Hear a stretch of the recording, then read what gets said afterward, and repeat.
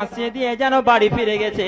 এবার আল্লাহ তাবারাক ওয়া তাআলা পানিকে বলছেন, রে পানি, তোমাকে আমি বানিয়েছি রে পানি, অতএব তুমি অমুক বান্দার ছাইগুলোকে যে জায়গাতে নিয়ে গিয়েছো তুমি এখনই আমার কাছে হাজির করে দাও।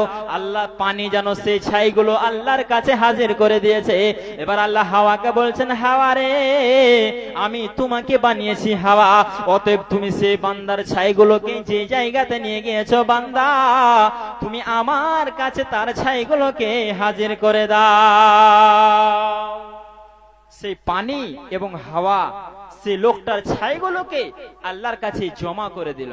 এবার আল্লাহ তাবারাক ওয়া তাআলা সেই ছাইগুলো থেকে পৃথিবীতে যেমন তার বডি রয়েছিল সেরকম বডি বানিয়ে আল্লাহ সেই লোকটাকে বলছেন, লিমা ফাআলতা হাযা, লিমা ফাআলতা হাযা ইয়া গোলাম, হে আল্লাহর বান্দা, হে আমার গোলাম, তুমি বলো তুমি এই ওসিয়তটা তোমার ছেলেদেরকে কেন করেছিলে?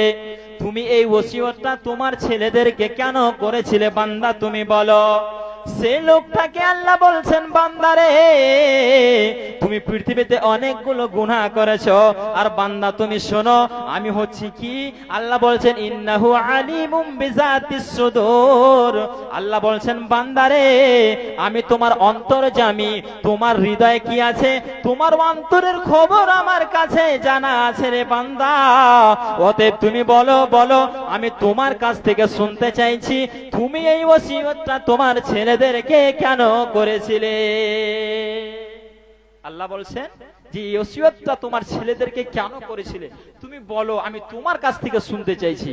তবে আল্লাহ সেই লোকটার অন্তরের খবর জানে কি জানে না? জি জানেন কি জানেন না? অবশ্যই জানেন। তাহলে সেই লোকটার কাছে আল্লাহ বলিয়ে দিবে।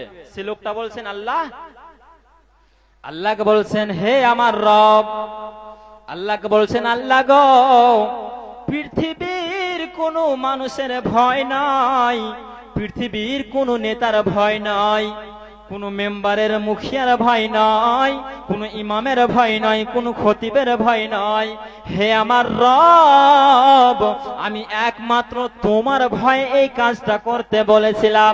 কেন কেন?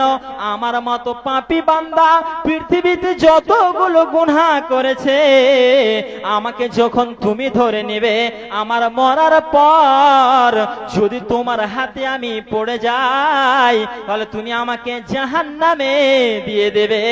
এরই জন্য আমি আল্লাহ তোমার ভয়ে এই কাজটা করতে বলেছিলাম, যাতে করে আল্লাহ তুমি আমাকে ধরতে না পারো।